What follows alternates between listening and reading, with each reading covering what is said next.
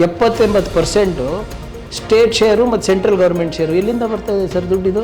White field ಹತ್ರ ಕೆಲವು ಏರಿಯಾಗಳು ನೋಡಿದ್ರೆ ನಾಯ್ಡಾ ಥರ ಇದೆ. ಎಲ್ಲ ಉತ್ತರ ಪ್ರದೇಶದವರು, ಬಿಹಾರದವರು, ಮಧ್ಯಪ್ರದೇಶ, ಡೆಲ್ಲಿ ಅಲ್ಲಿಂದ ಬಂದು ಇಲ್ಲಿ ಉದ್ಯೋಗ ಪಡ್ಕೊತಾ ಇದ್ದಾರೆ. ಒಂದು ಪ್ರೆಸ್ ಕಾನ್ಫರೆನ್ಸ್ ಆಗಲಾರ್ದಂಥ ಪ್ರಧಾನಮಂತ್ರಿ ಡಿಬೇಟಿಗೆ ಬರ್ತಾರಾ ಸರ್? ಅವ್ರು ನೋಡಿ ಬರೇ ಮನ್ ಕಿ ಬಾತು ಅಥವಾ ಪಾರ್ಲಿಮೆಂಟ್ನಲ್ಲಿ ಭಾಷಣ ಅಥವಾ ಕೆಂಪುಕೋಟೆನಲ್ಲಿ ಭಾಷಣ ಅಷ್ಟೇ. ನಮಸ್ಕಾರ ವೀಕ್ಷಕರೇ, ದಿ ಫೆಡರಲ್ ಕರ್ನಾಟಕದ ವಿಶೇಷ ಸಂದರ್ಶನಕ್ಕೆ ಸ್ವಾಗತ. ನಮ್ಮ ಜೊತೆ ಇವತ್ತು ಬಹಳ ಪ್ರಮುಖವಾದಂಥ ವ್ಯಕ್ತಿ ಸಂದರ್ಶನದಲ್ಲಿದ್ದಾರೆ. IT, BT ಮತ್ತು ಗ್ರಾಮೀಣಾಭಿವೃದ್ಧಿ ಸಚಿವರಾದಂಥ ಪ್ರಿಯಾಂಕ ಖರ್ಗೆ ಅವರು ಈ ವಿಶೇಷ ಸಂದರ್ಶನ ಇರುವಂಥದ್ದು. ಇವರು ಸರ್ಕಾರ ಅಧಿಕಾರಕ್ಕೆ ಬಂದಾಗಿನಿಂದ, ಸಚಿವರಾದಾಗಿನಿಂದ ಇಲ್ಲಿಯವರು ಕೂಡ ಅಭಿವೃದ್ಧಿಯಿಂದ ಮತ್ತು ಜೊತೆಗೆ ರಾಜಕೀಯವಾಗಿ ಎರಡರಲ್ಲೂ ಕೂಡ ಸದಾ ಸುದ್ದಿಯಲ್ಲಿ ಮತ್ತು ಚರ್ಚೆಯಲ್ಲಿ ಇರುವಂಥದ್ದು. ಇತ್ತೀಚೆಗೆ ವಿದೇಶ ಪ್ರವಾಸ, ಬಂಡವಾಳ ಹೂಡಿಕೆ ಸಂಬಂಧಪಟ್ಟಂತೆ ವಿದೇಶ ಪ್ರವಾಸ ಮಾಡಿದರು. ಅದರಲ್ಲಿ ವಿದೇಶ ಸಂಬಂಧಪಟ್ಟಂಥ ಪ್ರವಾಸದಲ್ಲಿ ಬಂಡವಾಳ ಹೂಡಿಕೆಗೆ ಎಷ್ಟು ಮಹತ್ವ ಪಡ್ಕೊಳ್ತು, ಅದರ ಜೊತೆಗೆ ಅಮೆರಿಕಾದಲ್ಲಿ ಪಾಲ್ಗೊಳ್ಬೇಕಾಗಿದ್ದಂಥ ಸೆಮಿನಾರ್ನಲ್ಲಿ ಏನಿದೆ ವಿಶೇಷ ವಿಚಾರ ಸಂಕಿರಣದಲ್ಲಿ, ಅದರಲ್ಲಿ ಕೇಂದ್ರ ಸರ್ಕಾರ ಅನುಮತಿ ಕೊಡದೆ ಕೊಡಿಸಿರುವುದೇನಿದೆ ಅದು ಸಾಕಷ್ಟು ವಿವಾದಕ್ಕೆ ಕಾರಣ ಆಗಿರುವಂಥದ್ದು. ಯಾಕಂದರೆ ಕೇಂದ್ರ ಸರ್ಕಾರದಲ್ಲಿ ರಾಜಕಾರಣ ಮಾಡ್ತಾ ಇದೆಯಾ ಅನ್ನುವಂಥ ಚರ್ಚೆಗಳು ಆರಂಭ ಆಗಿರುವಂಥದ್ದು. ಈ ಬಗ್ಗೆ ಖುದ್ದು ಪ್ರಿಯಾಂಕ್ ಖರ್ಗೆ ನಮ್ಮ ಜೊತೆ ಇದ್ದಾರೆ. ಸರ್, ಕಾರ್ಯಕ್ರಮ ಸ್ವಾಗತ. ಸರ್, ಮೊದಲು ವಿವಾದ, ನಂತರ ಮಾತಾಡೋದು. ವಿದೇಶದಲ್ಲಿ ಪ್ರವಾಸ ಅಭಿವೃದ್ಧಿ ದೃಷ್ಟಿಯಿಂದ ಮತ್ತು ಬಂಡವಾಳ ಹೂಡಿಕೆ ಸಂಬಂಧಪಟ್ಟಂತೆ ಫ್ರಾನ್ಸ್ ಸೇರಿದಂತೆ ಸಾಕಷ್ಟು ಕಂಟ್ರಿಗಳಲ್ಲಿ ನೀವು ಪ್ರವಾಸ ಮಾಡಿದ್ರಿ. ಫಲಶ್ರುತಿ ಮತ್ತು ಅಲ್ಲಿ ಏನೇನು ಚರ್ಚೆ ಆಯಿತು ಸರ್? ನೋಡಿ, ಇಂಡಸ್ಟ್ರಿ ಮಿನಿಸ್ಟರ್ ಇರ್ಬೋದು ಅಥವಾ MSME small scale industry ministers ಇರ್ಬೋದು ಮತ್ತು IT ಮಿನಿಸ್ಟರ್ ಇರ್ಬೋದು, ಯಾವಾಗಲೂ ಕೂಡ ಪ್ರವಾಸದಲ್ಲಿ ಇರಬೇಕಾಗ್ತದೆ. ವಿದೇಶದಲ್ಲಿರ್ಬೋದು ಅಥವಾ ರಾಷ್ಟ್ರ ಮಟ್ಟದಲ್ಲಿರ್ಬೋದು. ಯಾಕಂದರೆ ಇವಾಗ ಕಾಂಪಿಟೇಷನ್ ಜಾಸ್ತಿ ಆಗಿದೆ. ಎಲ್ಲರೂ ಕೂಡ ಸಬ್ಸಿಡಿ ಇರ್ಬೋದು, ಇನ್ಸೆಂಟಿವ್ಸ್ ಇರ್ಬೋದು ಸಿಕ್ಕಾಪಟ್ಟೆ ಕೊಡ್ತಾ ಇದ್ದಾರೆ. ಅದು ನಾವು ಏನು ಮುಂಚೂಣಿಯಲ್ಲಿ ಇರಬೇಕಂತ ಇದ್ದೀವಿ. ಈ ಬಂಡವಾಳದಲ್ಲಿ, ಉದ್ಯೋಗ ಸೃಷ್ಟಿಯಲ್ಲಿ ಇದೆಲ್ಲ ಅನಿವಾರ್ಯ ಇರ್ತವೆ. ಹೋದ ಬಾರಿ ಕೂಡ ನಾವು MB ಪಾಟೀಲ್ ಸಾಹೇಬರು ಅಮೇರಿಕಾಗೆ ಹೋದಾಗ ಸುಮಾರು 72 ಮೀಟಿಂಗ್ ಮಾಡಿದ್ದೀವಿ ಎಲ್ಲ ಸೇರಿ. 10 ದಿನದಲ್ಲಿ 72 ಮೀಟಿಂಗಲ್ಲಿ ನಮಗೆ ಸುಮಾರು 30,000 ಕೋಟಿ ರೂಪಾಯಿಯಷ್ಟು ನಮಗೆ ಒಪ್ಪಂದಗಳಾಯಿತು. 1 ವರ್ಷದ ಒಳಗಡೆ ಆ ಎಲ್ಲ ಒಪ್ಪಂದಗಳನ್ನು ಅನುಷ್ಠಾನಕ್ಕೆ ತಂದು ಈ 10 ತಿಂಗಳಲ್ಲಿ 21,842 ಕೋಟಿ ರೂಪಾಯಿ ನಾವು ಕರ್ನಾಟಕಕ್ಕೆ ತಂದಿದ್ದೀವಿ. ಅದರಿಂದ 18,000 ಹೊಸ ಉದ್ಯೋಗ ಸೃಷ್ಟಿಯಾಗಿದೆ.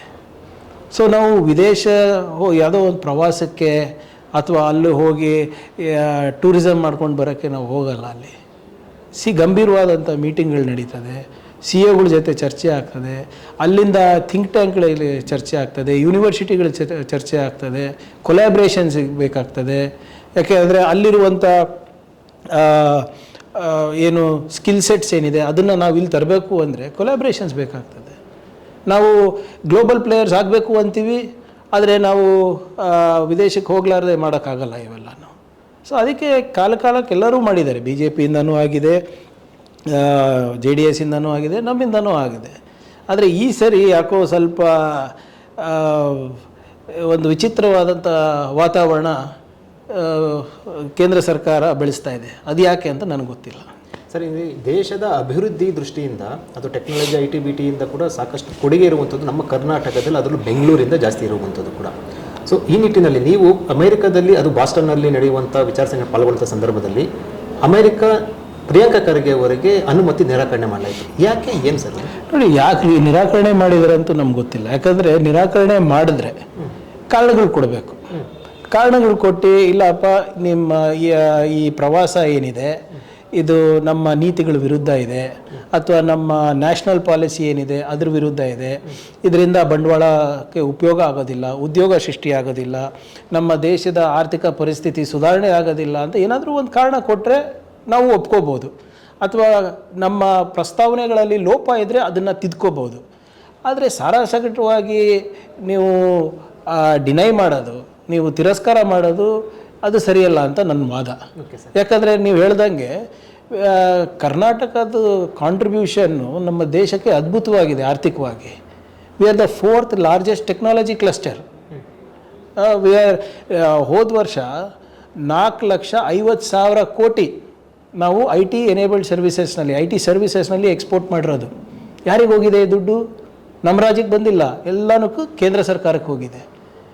ವಿ ಆರ್ ದ AICTEsನಲ್ಲಿ ಗ್ಲೋಬಲ್ ನಮ್ಮ ರ್ಯಾಂಕಿಂಗು ನಂಬರ್ 5. ಸ್ಟಾರ್ಟಪ್ಸಲ್ಲಿ ನವೋದ್ಯಮದಲ್ಲಿ ವಿ ಆರ್ ನಂಬರ್ 14. ನಾವು ಹೋಗಿಲ್ಲ ಅಂದರೆ ಉತ್ತರ ಪ್ರದೇಶ ಹೋಗ್ತದೆ. ಎಲೆಕ್ಟ್ರಾನಿಕ್ಸಲ್ಲಿ ನಂಬರ್ 1, ESDMನಲ್ಲಿ ನಂಬರ್ 1, ಡಿಫೆನ್ಸ್ ಎಲೆಕ್ಟ್ರಾನಿಕ್ಸ್ನಲ್ಲಿ ನಂಬರ್ 1, ಸ್ಪೇಸ್ನಲ್ಲಿ ನಂಬರ್ 1, ನಿಮ್ಮ ನವೋದ್ಯಮದಲ್ಲಿ ನಂಬರ್ 1, ಬಯೋಟೆಕ್ನಾಲಜಿನಲ್ಲಿ ನಂಬರ್ 1. ಇವೆಲ್ಲ ಇಂಡಿಯಾ ಇನೋವೇಷನ್ ಇಂಡೆಕ್ಸ್ನಲ್ಲಿ ನಾವು ನಂಬರ್ 1, ಆವಿಷ್ಕಾರದಲ್ಲಿ ನಾವು ನಂಬರ್ 1. ಇವೆಲ್ಲ ರ್ಯಾಂಕಿಂಗ್ ಏನಿದೆ ನಮಗೆ ಕೇಂದ್ರ ಸರ್ಕಾರ ಕೊಟ್ಟಿರೋದು.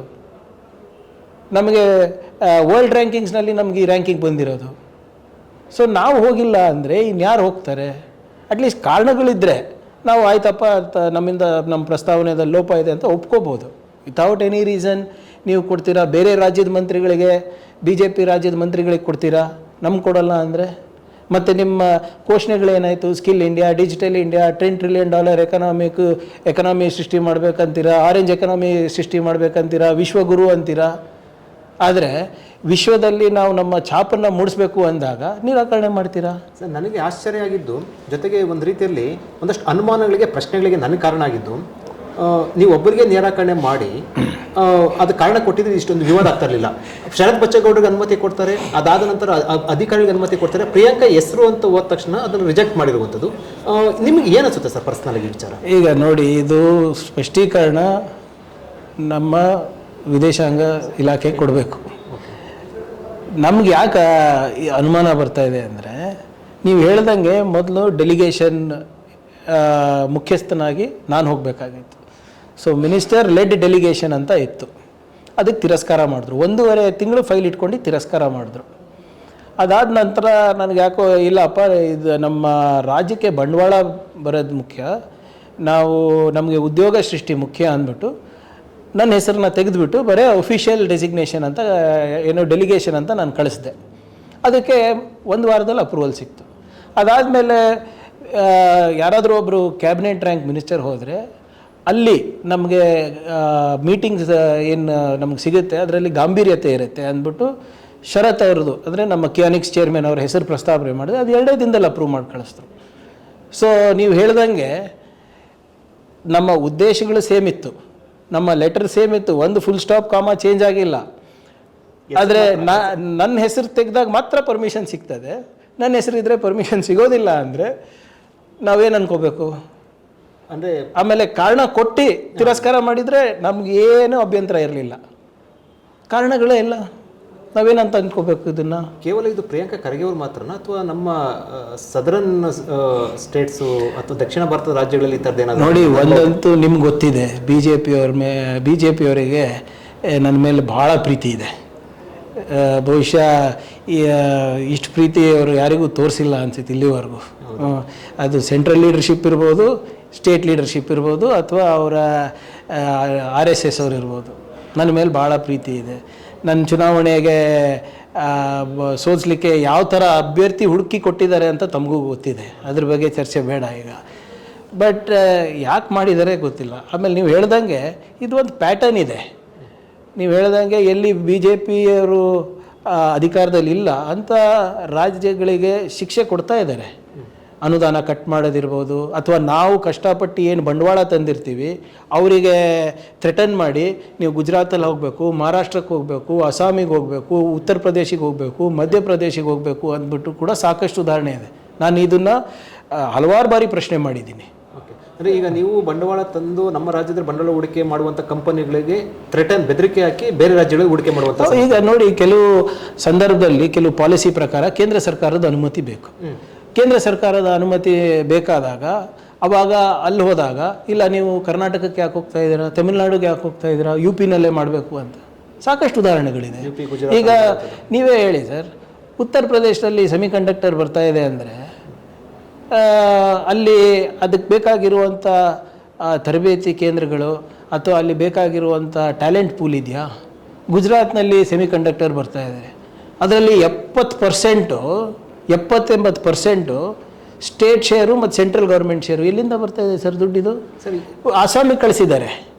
ನಮ್ಮಲ್ಲಿರೋ 40% talent pool of the entire country is in Karnataka.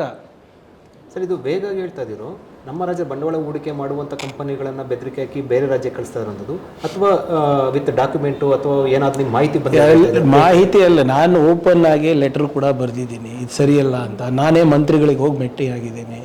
ಅವರೆಲ್ಲ ಅಸಹಾಯಕರಿದ್ದಾರೆ. ನಮ್ಮ BJP MP ಗಳಂತೂ ಬಾಯಿ ತೆಗೆಯೋದಿಲ್ಲ. ಅಟ್ಲೀಸ್ಟ್ ನೀವು ನಮಗೆ ಆ ಕಂಪ್ನಿ ನಮ್ಮಲ್ಲಿ ಬಂಡವಾಳ ಹೂಡಿಕೆ ಮಾಡೋದಕ್ಕೆ ರೆಡಿ ಸರ್. ನಾನು ನಿನ್ನೆನೂ ನಾನು ಬಹಿರಂಗವಾಗಿ ಚಾಲೆಂಜ್ ಮಾಡಿದ್ದೀನಲ್ವಾ, ಹೇಳಿದ್ದೀನಿ ನೀವು ಆ ಪ್ರಸ್ತಾವನೆಗಳು ತೆಗೀರಿ. ಗೌರ್ಮೆಂಟ್ ಆಫ್ ಇಂಡಿಯಾಗೆ ಹೋಗಿರುವಂಥ ಪ್ರಸ್ತಾವನೆಗಳು ತೆಗೀರಿ. ಆಪ್ಷನ್ 1 ಯಾವಾಗಲೂ ಕರ್ನಾಟಕ ಅಥವಾ ತಮಿಳುನಾಡು ಇರುತ್ತೆ. ಆಪ್ಷನ್ 2 ಯಾವಾಗಲೂ ತೆಲಂಗಾಣ ಅಥವಾ ತಮಿಳುನಾಡು ಇರ್ತದೆ. We are always number 1. V are the most favoured destination. ಅಲ್ಲಿ ಪ್ರಸ್ತಾವನೆಗಳು ಹೋದ ತಕ್ಷಣ ನೋಯ್ಡಾ ಆಗಿಬಿಡುತ್ತೆ, ಅಸ್ಸಾಂ ಆಗುತ್ತೆ, ಹೆಂಗೆ ಸರ್ ಆಗುತ್ತೆ? ಈಗ ಒಬ್ರು ಯಾರಾದರೂ ಬಂಡವಾಳ ಹೂಡಿಕೆ ಬರಬೇಕಂದ್ರೆ ಅಲ್ಲಿ ನಮ್ಮ ಹತ್ರ ಮಾತಾಡ್ತಾರಲ್ವ, ಇಲ್ಲಿ ಬಂದು ಸರ್ ನಮ್ಗೆ ಏನು ಇನ್ಸೆಂಟಿವ್ ಕೊಡ್ತೀರಾ, ನಮಗೇನು ಸಬ್ಸಿಡಿ ಕೊಡ್ತೀರಾ, ನಮಗೆ ಏನು ಸಹಕಾರ ನೀಡ್ತೀರಾ, ತಮಿಳ್ನಾಡುದವ್ರು ನಮ್ಗೆ ಇದು ಕೊಡ್ತಾ ಇದ್ದಾರೆ, ತೆಲಂಗಾಣದವ್ರು ಇದ್ರ ಕೊಡ್ತಾನೆ, ಇದು ಮೀರಿ ನಮಗೇನಾದರೂ ಸಿಗ್ಬೋದಾ ಬಂಡವಾಳಕ್ಕೆ ಅಂತ ನಮ್ಮ ಜೊತೆನೂ ಚರ್ಚೆ ಮಾಡಿರ್ತಾರಲ್ಲ. ಪ್ರಸ್ತಾವನೆ ರೆಡಿ ಮಾಡಲಿಕ್ಕೆ ನಾವು ಕೂಡ ಪೇಪರ್ ಮೇಲೆ ಸೈನ್ ಮಾಡೇ ಕಳಿಸಿರ್ಬೇಕಲ್ಲ, ನಾವು ಇಷ್ಟೆಲ್ಲ ನಾವು ಮಾಡ್ತೀವಿ ನಿಮಗೆ ರಿಟರ್ನ್ ಆಗಿ. ಸೊ ನಾನು ಕೇಳ್ತಾ ಇರೋದು, ನೀವು ಒಂದು ಕಡೆ ನೀವು ಈ ದೇಶ ಕಟ್ಟೋದ್ರಲ್ಲಿ ಏನೂ ಮಾಡ್ತಾ ಇಲ್ಲ, ಯಾರು ಮಾಡ್ತಾ ಇದ್ದಾರೆ ಅವರಿಗೂ ನೀವು ಅವಕಾಶ ಮಾಡ್ತಾ ಇಲ್ಲ. ಈಗ Priyank Kharge going to America is not important. The minister for information technology, the minister for biotechnology, the minister for electronics, who is in charge of aerospace, space technology, ನೀವೆಲ್ಲ ಇಷ್ಟೆಲ್ಲ ನೀವು ಹೇಳ್ತಿರಲ್ಲ. When we are one of the biggest technology cluster, when we are one of the biggest skill cluster in the world, ನೀವು ಇವ್ರಿಗೆ ನಿರಾಕರಣೆ ಮಾಡ್ತೀರಾ ಅಂದರೆ ಇನ್ಯಾರು ಹೋಗಬೇಕು? ಇದರಲ್ಲಿ ರಾಜಕೀಯ ಉದ್ದೇಶದಿಂದ ಮಾಡಿದ್ದಾರೆ ಅಂತ ಅನ್ಬೋದಾ? ಈಗ ಅದು ನಿಮ್ಮ ವಿವೇಚನೆಗೆ ಬಿಡ್ತೀನಿ. ನಾನು ಹೇಳ್ದಂಗೆ ಇಂಡಿವಿಜುವಲ್ ಅಲ್ಲ, I am representing the state. ಅಲ್ಲಿ ಹೋದಾಗ ನನಗೆ ಗೌರ್ಮೆಂಟ್ ಆಫ್ ಅವ್ರೇನು ಹೇಳ್ತಾರೆ, ಈಸ್ ಮಿನಿಸ್ಟರ್ ಫ್ರಮ್ ಇಂಡಿಯಾ ಅಂತಾರೆ.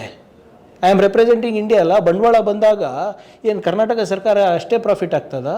ಅದು ಪಾಲಿಸಿ ಡಿಸಿಷನ್ಸು ಒಂದಷ್ಟೆಲ್ಲ ತಗೋಬೇಕಾದ್ರೆ ನೀವು ಮಿನಿಸ್ಟರ್ ರೆಪ್ರೆಸೆಂಟೇಟಿವ್ ಮಾಡಿದ್ರೆ ಕೂಡ ಅಲ್ಲಿ ಒಂದು ಈಗ ನಮ್ಮಲ್ಲಿ ಕಳೆದ 1 ವರ್ಷದಲ್ಲಿ ಸರ್ ಹೊಸ ಗ್ಲೋಬಲ್ ಕೇಪಬಿಲಿಟಿ ಸೆಂಟರ್ ಪಾಲಿಸಿ ಬಂದಿದೆ, ಡೇಟಾ ಸೆಂಟರ್ ಪಾಲಿಸಿ ಬಂದಿದೆ, ಸೈಬರ್ ಸೆಕ್ಯೂರಿಟಿ ಪಾಲಿಸಿ ಬಂದಿದೆ, ಇಂಡಸ್ಟ್ರಿ ಡಿಪಾರ್ಟ್ಮೆಂಟಿಂದ ನ್ಯೂ ಇಂಡಸ್ಟ್ರಿ ಪಾಲಿಸಿ ಬಂದಿದೆ, ಹೊಸ ಬಯೋಟೆಕ್ನಾಲಜಿ ಪಾಲಿಸಿ ಬಂದಿದೆ, ಹೊಸ IT ಪಾಲಿಸಿ ರೆಡಿ ಆಗ್ತಾ ಇದೆ. ಇವೆಲ್ಲ ನಾವು ಅಮೆರಿಕನಲ್ಲಿ ಯುರೋಪ್ನಲ್ಲಿ ಹೋಗಿ ಹೇಳಬೇಕಲ್ಲ, ನಮ್ಮ ಪಾಲಿಸಿ ಹಿಂಗಿದೆ, ನಮ್ಮ ನೀತಿ, ನಮ್ಮ ಯೋಜನೆಗಳು ಹಿಂಗಿದೆ. ಅವ್ರಿಗೇನು ಕನಸು ಬೀಳುತ್ತಾ? ನಾವು ಹೋಗಿಲ್ಲ ಅಂದರೆ ಬೇರೆಯವ್ರು ಹೋಗ್ತಾರೆ ಅಷ್ಟೇ. ಸರ್, ಈಗ ನಿರಾಕರಣೆ ಮಾಡಿರುವಂಥದ್ದು ಕೇವಲ ಪ್ರಿಯಾಂಕ ಖರ್ಗೆ ಅವ್ರಿಗಂತಲ್ಲ, ಕರ್ನಾಟಕ ರಾಜ್ಯದ ಸಚಿವರಿಗೆ ನಿರಾಕರಣೆ ಮಾಡಿರುವಂಥದ್ದು. ಅಬ್ಸಲ್ಯೂಟ್ಲಿ. ಈ ಹಿನ್ನೆಲೆಯಲ್ಲಿ ಇದನ್ನ ಗೌರ್ಮೆಂಟು ಲೈಟಾಗಿ ತಗೊಳ್ತಾ ಇಲ್ಲ, ನಾವು ಅದಕ್ಕೆ ಬರೀತಾ ಇದೀವಲ್ಲ. ಅದಕ್ಕೆ ನಿನ್ನೆ ಮಾನ್ಯ ಮುಖ್ಯಮಂತ್ರಿಗಳು ಹೇಳಿದ್ರು, ನಾನೇ ಪ್ರಧಾನಮಂತ್ರಿಗೆ ಬರೀತೀನಿ. ನೀವು ಸಚಿವರನ್ನ ನೀವು ಬೇಡ ಅಂತ ಇದ್ದೀರಾ, ಯಾಕೆ ಬೇಡ ಅಂತ ಕಾರಣ ಕೊಡಿ. ನಾವೇನಾದರೂ ಹೌದಪ್ಪ ಕೇಂದ್ರ ಸರ್ಕಾರದ ವಿರುದ್ಧ ಮಾತಾಡೋಕೆ ಹೋಗ್ತಾ ಇದ್ದೀವಿ ಅಥವಾ ಏನೋ ಪಾಲಿಟಿಕ್ಸ್ ಮಾಡೋಕೆ ಹೋಗ್ತಾ ಇದ್ದೀವಿ ಅಂದರೆ 100% ಡಿನೈ ಮಾಡಿ. No problem with that. I am representing the people of Karnataka. I am representing the aspirations of India. ಈಗ ನಾವು ಇಲ್ಲಿ ಉದ್ಯೋಗ ಸೃಷ್ಟಿ ಮಾಡಿದ್ರೆ ಸರ್, ಇಲ್ಲಿ ಬರೇ ಕನ್ನಡಿಗರಿಗೆ ಅಷ್ಟೇ ಬರ್ತಾ ಇದೆ. ಎಷ್ಟು ಜನ ಬಂದಿದ್ದಾರೆ ಸರ್ ಇವತ್ತು. ನೀವು ಹೋಗಲ್ಲಿ ವೈಟ್ ಫೀಲ್ಡ್ ಹತ್ರ ಕೆಲವು ಏರಿಯಾಗಳು ನೋಡಿದ್ರೆ ನೋಯ್ಡಾ ಥರ ಇದೆ. ಎಲ್ಲ ಉತ್ತರ ಪ್ರದೇಶದವರು, ಬಿಹಾರದವರು, ಮಧ್ಯಪ್ರದೇಶ, ಡೆಲ್ಲಿ, ಅಲ್ಲಿಂದ ಬಂದು ಇಲ್ಲಿ ಉದ್ಯೋಗ ಪಡ್ಕೊತಾ ಇದ್ದಾರೆ. Constitutionally they are entitled to do so. We are creating jobs for the country. Total GDP ಇದರಲ್ಲಿ ನಮ್ಮ ಕರ್ನಾಟಕದ ಬೆಂಗಳೂರು ಸಿಕ್ಕಾಪಟ್ಟೆ ಪಾತ್ರ ಇರುವಂಥದ್ದು. 8.7%, close to 9% of GDP we are contributing sir. IT-ನಲ್ಲಿ ನಂಬರ್ 1, IT-ನಲ್ಲಿ ನಂಬರ್ 2 ಇದ್ದೀವಿ, GST ಕಲೆಕ್ಷನ್ನಲ್ಲಿ ನಂಬರ್ 2 ಇದ್ದೀವಿ.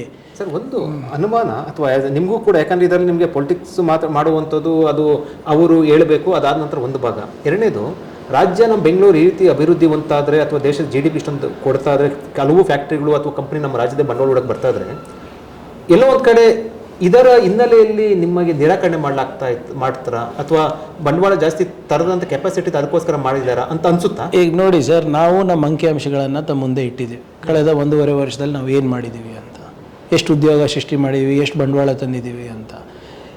ಇದೇ ಲೆಕ್ಕ BJP ಅವ್ರು ಕೊಟ್ಬಿಡ್ಲಿ. ಮೇ 2022ರಿಂದ ಹಿಡ್ಕೊಂಡು ಡಿಸೆಂಬರ್ 2024ವರೆಗೂ ಮಾನ್ಯ ಪ್ರಧಾನಮಂತ್ರಿಗಳು 38 ದೇಶಗಳನ್ನು ಸುತ್ತಿದ್ದಾರೆ, ಪ್ರವಾಸ ಮಾಡಿದ್ದಾರೆ, 258 ಕೋಟಿ ಖರ್ಚು ಮಾಡಿದ್ದಾರೆ. ಎಷ್ಟು ಬಂಡವಾಳ ತಂದಿದ್ದಾರೆ? ಎಷ್ಟು ಉದ್ಯೋಗ ಸೃಷ್ಟಿ ಮಾಡಿದ್ದಾರೆ ಆ ಲೆಕ್ಕ ಕೊಟ್ಬಿಡ್ಲಿ. ಅವಾಗ ನಾನು ಸುಮ್ಮನಿರ್ತೀನಿ, ಇಲ್ಲಪ್ಪ ನಮ್ಮ ಪ್ರಧಾನಮಂತ್ರಿಗಳು ಮಾಡಿದ್ದಾರೆ ಅಂತ. ಅವರೂ ಮಾಡ್ತಾಯಿಲ್ಲ, ನಮಗೂ ಮಾಡ್ತಾಯಿಲ್ಲ, ಮಾಡೋಕ್ಕೆ ಬಿಡ್ತಾಯಿಲ್ಲ. ಬರೇ ಘೋಷಣೆಗಳು. ಏನು ನ್ಯಾಷನಲ್ ಕ್ವಾಂಟಮ್ ಮಿಷನ್ನು, ಆರ್ಟಿಫಿಷಿಯಲ್ ಇಂಟೆಲಿಜೆನ್ಸ್ ಮಿಷನ್ನು, ಏನು ನಾವು ವಿಶ್ವಗುರು ಆಗಿಬಿಟ್ಟಿದ್ದೀವಿ. ಹೆಂಗೆ ಸರ್? ನಿಮಗೆ ಬಂದ ಮಾಹಿತಿ ಪ್ರಕಾರ ತಮಿಳುನಾಡು ಅಥವಾ ತೆಲಂಗಾಣ ಸಚಿವರು ಕೂಡ ಇದೇ ರೀತಿ ನಿರಾಕರಣೆ ಮಾಡಲಾಗಿದೆ ಅನ್ನೋ ಮಾಹಿತಿ ಇದೆ, ನಿಜಾನ ಸರ್? ನೋಡಿ, ಮೊನ್ನೆ ನಾವು ಪ್ಯಾರಿಸ್ ಏರ್ ಶೋಗೆ ಹೋದಾಗ ಅಲ್ಲಿ ನಮ್ಮ ನೆರೆ ರಾಜ್ಯದ ಒಬ್ಬರು ಅವರ ಆಪ್ತರಿದ್ದರು. ನಾನು ಅವರಿಗೆ ಕೇಳಿದೆ, ತೆಲಂಗಾಣ ತಮಿಳುನಾಡು ಸರ್ ನಮ್ಮ ಅಕ್ಕಪಕ್ಕ ರಾಜ್ಯನೇ. ಓಕೆ. ಅವ್ರಿಗೆ ಕೇಳಿದೆ, ನೀವು ಪಾರ್ಟಿಯಿಂದ ಬಂದಿದ್ದೀರಾ, ನಿಮ್ಮ ಮಿನಿಸ್ಟರ್ ಯಾಕೆ ಬಂದಿಲ್ಲ ಅಂತ. ಅವಾಗ ಅವ್ರು ಹೇಳಿದ್ದು, ಇಲ್ಲ ಸರ್, ಸೇಮ್ ನಿಮ್ಮ ಕೇಸೇ, ನಮಗೆ ಕ್ಲಿಯರೆನ್ಸ್ ಸಿಕ್ಕಿಲ್ಲ ಅಂತ ಹೇಳಿದ್ರು. ನನ್ನ ಕೇಸ್ ಬೇರೆ ಅಪ್ಪ, ನಿಮ್ಮ ಕೇಸ್ ಬೇರೆ, ಯಾಕೆ? ಅದು ನಮ್ಮದು BJP ಅವ್ರು ನನ್ನ ಮೇಲೆ ಪ್ರೀತಿ ಭಾಳ ಇದೆ. ಇಲ್ಲ ಸರ್, ನೀವು ಹೇಳೋದು ಒಂದು ಥರ ಸೇಮ್ ಇದೆ. ನಮ್ಮ ಮಿನಿಸ್ಟರು ನಿಮ್ಮ ಥರನೇ ಸ್ವಲ್ಪ ಏನು ಇದ್ದಂಗೆ ಹೇಳ್ತಾರೆ, ಫ್ಯಾಕ್ಟ್ಸ್ ಹೇಳ್ತಾರೆ, ದಾಖಲೆ ಕೊಟ್ಟು ಮಾತಾಡ್ತಾರೆ, ಬಹುಶಃ ಅದಕ್ಕೆ ಮಾಡಿರ್ಬೋದು ಅಂತ ಅವ್ರು ಹೇಳಿದ್ದು. ಸರ್, ಈಗ ಕೇಂದ್ರದಿಂದ ಬರುವಂಥ ಅನುದಾನಗಳ ಸಂಬಂಧಪಟ್ಟಂತೆ ನಮ್ಮ ಸದರ್ನ್ ಸ್ಟೇಟ್ಗೆ ಅನ್ಯಾಯ ಆಗ್ತಾ ಇರುವಂಥದ್ದು, ಸೊ ಇವೆಲ್ಲವೂ ಕೂಡ ಒಂದಷ್ಟು ವಿಚಾರಗಳಿಗೆ ಸಂಬಂಧಪಟ್ಟಂತೆ, ಡಿಲಿಮಿಟೇಷನ್ ಸಂಬಂಧಪಟ್ಟಂತೆ ಇವೆಲ್ಲವೂ ಕೂಡ ಸೇರಿದಾಗ ದಕ್ಷಿಣ ಭಾರತದ ರಾಜ್ಯಗಳ ಒಕ್ಕೂಟ ಥರ ಮಾಡಿ ನೀವು ಕೇಂದ್ರದ ವಿರುದ್ಧ ಧ್ವನಿ ಎತ್ತಿದ್ರಿ. ಈಗ ಸಚಿವರು ಕೂಡ ಈ ರೀತಿ ನಿರಾಕರಣೆ ಮಾಡ್ತಾ ಇರೋದು ಇದು ಸಣ್ಣ ವಿಚಾರ ಅಲ್ಲ. ಈ ಹಿನ್ನೆಲೆಯಲ್ಲಿ ಇದರ ವಿರುದ್ಧ ಏನಾದರೂ ಕೂಡ ನಿಮ್ಮ ದಕ್ಷಿಣ ಭಾರತದ CMಗಳು ಒಂದಾಗಿ ಅಥವಾ ಒಂದು ಸಭೆ ನಡೆಸಿ ಒಂದು ಧ್ವನಿ ಎತ್ತಬೇಕಂತ ಅನ್ಸುತ್ತೆ ಸರ್, ವೈಯಕ್ತಿಕವಾಗಿರೋದು? ನೋಡಿ, ನಾನು ಹೇಳ್ತಾ ಇರೋದು, ಅದು ಉತ್ತರ ಪ್ರದೇಶ CM ಮಿನಿಸ್ಟರ್ ಇರ್ಬೋದು, ಬಿಹಾರದವ್ರು ಇರ್ಬೋದು, ಕೇರಳದವ್ರು ಇರ್ಬೋದು, ನಮ್ಮವ್ರು ಇರ್ಬೋದು, ಯಾವುದೇ ಇರ್ಬೋದು. ಎಲ್ಲರೂ ಯಾರಿಗೋಸ್ಕರ ಕೆಲಸ ಮಾಡ್ತಾ ಇದ್ದಾರೆ ಸರ್? ದೇಶದ ಉದ್ಧಾರಕ್ಕೋಸ್ಕರ ತಾನೇ ನಮಗೆ ವೋಟ್ ಮಾಡಿರೋದು. ಕೇಂದ್ರದ ಸಹಕಾರ ಇದ್ದರೆ ಇನ್ನೂ ಬೇಗ ಆಗುತ್ತೆ ಅಷ್ಟೇ. ಈಗ ಎಷ್ಟೊಂದು ಯೋಜನೆಗಳಲ್ಲಿ ಕೇಂದ್ರದ ಪಾಲೇ ಇರೋದಿಲ್ಲ, ಅಂದರೂ ನಾವು ಮಾಡ್ತಾ ಇಲ್ವಾ ಸ್ಟೇಟಿಂದ? ಸೊ ನಾವು ಒಗ್ಗಟ್ಟಾಗಿ ನೀವು ಹೇಳ್ದಂಗೆ ಒಕ್ಕೂಟ ವ್ಯವಸ್ಥೆಯ ಸುಧಾರಣೆಗೆ ಮತ್ತು ಒಕ್ಕೂಟ ವ್ಯವಸ್ಥೆ ಸುಭದ್ರ ಇರಬೇಕು ಅಂದ್ಬಿಟ್ಟು ಹಲವಾರು ಬಾರಿ ನಾವೆಲ್ಲರೂ ಸೇರಿದ್ದೀವಿ. ಇದ್ರ ಬಗ್ಗೆ ಯಾವುದೂ ಚರ್ಚೆ ಆಗಿಲ್ಲ. ಮಾನ್ಯ ಮುಖ್ಯಮಂತ್ರಿಗಳು ಮತ್ತು ಬೇರೆ ರಾಜ್ಯದ ಮುಖ್ಯಮಂತ್ರಿಗಳು ಮಾತಾಡ್ಕೊಂಡು ಇದನ್ನು ಅಜೆಂಡಾ ಮಾಡಿದ್ರೆ ಮಾಡ್ಬೋದು. ಬಟ್ ಸದ್ಯಕ್ಕೆ ಅದು ಚರ್ಚೆಗೆ ಬಂದಿಲ್ಲ. ಯಾಕಂದರೆ ಇದು ಆಗಿರೋದು ನಿನ್ನೆ ಮೊನ್ನೆ ಆಗಿರೋದ್ರಿಂದ ಸದ್ಯಕ್ಕೆ ಅದು ಚರ್ಚೆಗೆ ಇಲ್ಲ. ಲಾಜಿಕ್ ತಗೊಂಡು ಹೋಗೋರು ನಾನು ಆಗಲೇ ವಿದೇಶಾಂಗ ಸಚಿವರಿಗೆ ನಾನು ಪತ್ರ ಬರೆದಿದ್ದೇನೆ ಇವತ್ತು. ನಮಗೆ ಕಾರಣಗಳು ಕೊಡಿ. ನಾನು ಹೇಳ್ದಂಗೆ ನಮಗೆ ಕಾರಣಗಳು ಕೊಟ್ಟರೆ ವಿ ಆರ್ ಓಕೆ. ವಿನಾಕಾರಣ ನೀವು ತಿರಸ್ಕಾರ ಮಾಡೋದು ಸರಿಯಲ್ಲ. ಒಂದು ಒಕ್ಕೂಟದ ವ್ಯವಸ್ಥೆ ವಿರುದ್ಧವಾಗೂ ಇದೆ, ಮತ್ತು ಏನು ನಮ್ಮ ರಾಜ್ಯದ ಹಿತಾಸಕ್ತಿಯ ವಿರುದ್ಧವಾಗೂ ಇದೆ, ದೇಶದ ಆರ್ಥಿಕ ಪ್ರಗತಿ ವಿರುದ್ಧ ಕೂಡ ಇದೆ. ಸೊ ಇದು ಏನೋ ಒಂದು ಕಾರಣ ಇರಬೇಕಲ್ಲ sir. So I have return to the minister of external affairs. CM ಅವರು ಪ್ರಧಾನಮಂತ್ರಿಗೆ ಬರಿತೀನಿ ಅಂತ ಹೇಳಿದ್ದಾರೆ. ಅದನ್ನು ಕೂಡ ಇವತ್ತು ನಾಳೆನಲ್ಲಿ ಆಗುತ್ತೆ. ಪದೇ ಪದೇ ಯಾಕೆ ಪ್ರಿಯಾಂಕಾ ಖರ್ಗೆ ಅವರು BJPಗೆ ಟಾರ್ಗೆಟ್ ಆಗ್ತಾ ಇದ್ದಾರೆ ಅಂತ ಸಂಬಂಧಪಟ್ಟಂತೆ ನೋಡಿ, ನಾವು ಯಾವತ್ತೂ ಕೂಡ ನೀವು ನನಗೆ ಒಂದು 15-20 ವರ್ಷದಿಂದ ನೋಡ್ತಾ ಇದ್ದೀರ, MLA ಆಗಿ ಬೇರೆ ನಮ್ಮ ಸಂಘಟನೆಯಲ್ಲಿದ್ದಾಗ. ಯಾವತ್ತೂ ಕೂಡ ನಾವು ಮಾತಾಡಬೇಕಾದಾಗ ವೈಯಕ್ತಿಕವಾಗಿ ಯಾರಿಗಾನ ಟಾರ್ಗೆಟ್ ಮಾಡಿ ಮಾತಾಡಿದ್ದೀವ? ಅವ್ರಿಗೆ ನಿಂದನೆ ಮಾಡಿ ಮಾತಾಡಿದ್ದೀವ? ಅವ್ರು ಏನಾದರೂ ಮಾಡಿದರೆ ಅದನ್ನೇ ನಾವು ಉಲ್ಲೇಖಿಸಿ ಮಾತಾಡಿರ್ತೀವಿ. ಯಾವುದೇ ಏನೇ ಸಂದರ್ಭ ಬಂದಾಗ ಕೂಡ ದಾಖಲೆಗಳು ಮುಂದಿಟ್ಕೊಂಡೇ ಮಾತಾಡಿದ್ದೀವಿ. ಅದು ಹೊರತುಪಡಿಸಿ ಯಾವುದಕ್ಕೂ ನಾವು ಪರ್ಸ್ನಲ್ ಟಾರ್ಗೆಟ್ ಆಗಲಿ ಅಥವಾ ಸುಮ್ಮನೆ ಗಾಳಿನಲ್ಲಿ ಗುಂಡಾರಿಸೋದಾಗಲಿ ನಾವು ಮಾಡೋದೂ ಇಲ್ಲ. ನಾವು ಸ್ವಲ್ಪ ಇದ್ದಂಗೆ ಹೇಳ್ತೀವಿ, ಅದಕ್ಕೆ ಅವರಿಗೆ ಸ್ವಲ್ಪ ನೋವಾಗುತ್ತೆ.